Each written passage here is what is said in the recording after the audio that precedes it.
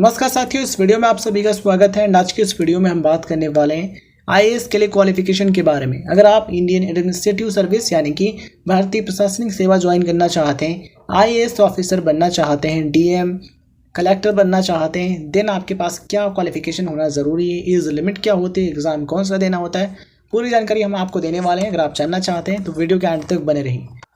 बात कर लेते हैं क्वालिफिकेशन के बारे में। तो यूपीएससी सिविल सर्विसेज जो एग्ज़ाम होता है, आईएएस का जो एग्ज़ाम होता है, उसको वे सभी स्टूडेंट्स दे सकते हैं जिन्होंने ग्रेजुएशन यानी कि बैचलर डिग्री की हो अपने किसी भी मान्यता प्राप्त विश्वविद्यालय से या फिर कॉलेज से। किसी भी सब्जेक्ट में ग्रेजुएशन किया आपने, बैचलर डिग्री जैसे कि BA, BSc, BCom, BTech, BCA या फिर बीबीए, या फिर आपने एमबीबीएस, बीडीएस, बीएचएमएस, बीएमएस या फिर कोई अदर बैचलर डिग्री की है, तो आप यूपीएससी का जो एग्ज़ाम है इसके लिए अप्लाई कर सकते हैं और एग्ज़ाम क्लियर करके आईएएस ऑफिसर बन सकते हैं। ठीक है, जो फाइनल ईयर अपीयरिंग स्टूडेंट्स हैं वो भी अप्लाई कर सकते हैं। मतलब कि अगर आप ग्रेजुएशन के फाइनल ईयर के स्टूडेंट हैं तब भी आप अप्लाई कर सकते हैं, यूपीएससी का फॉर्म भर सकते हैं। आईएएस ऑफिसर बनने के लिए कौन सा एग्ज़ाम देना होता है? तो साथियों, अगर आप आईएएस ऑफिसर बनना चाहते हैं उसके लिए ज़रूरी है कि आप यूपीएससी एग्जामिनेशन को क्लियर करें। यूपीएससी सिविल सेवा परीक्षा यानी कि यूपीएससी सिविल सर्विसेज एग्ज़ाम आपको क्लियर करना होता है।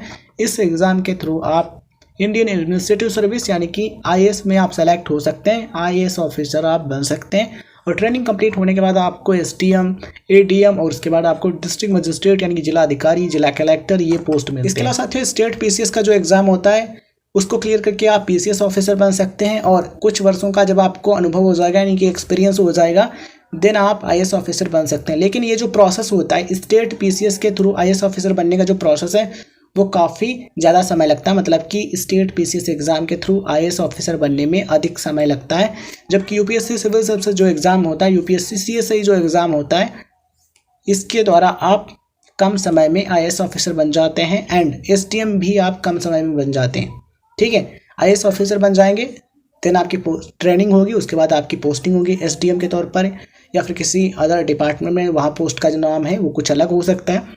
एंड उसके बाद प्रमोशन से एडीएम, सेक्रेटरी, डीएम यानी कि डिस्ट्रिक्ट मजिस्ट्रेट, जिला कलेक्टर। ठीक है, उसके बाद प्रमोशन से आपको अलग अलग जो पोस्ट हैं वो मिलते हैं। ठीक है, तो यूपीएससी सिविल सर्विसेज जो एग्ज़ाम होता है उसके द्वारा आप कम समय में आईएएस ऑफिसर बन जाते हैं कंपेयर टू स्टेट पीसीएस।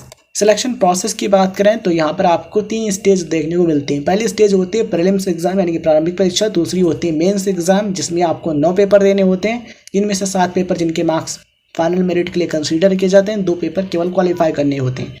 ठीक है, प्रीलिम्स एग्जाम जो होता है उसमें आपको केवल 2 पेपर देने होते हैं। मेंस में 9 पेपर होते हैं। और जब आप ये दोनों स्टेज क्लियर कर लेते हैं देन आप इंटरव्यू यानी कि पर्सनालिटी टेस्ट के लिए बुलाए जाते हैं।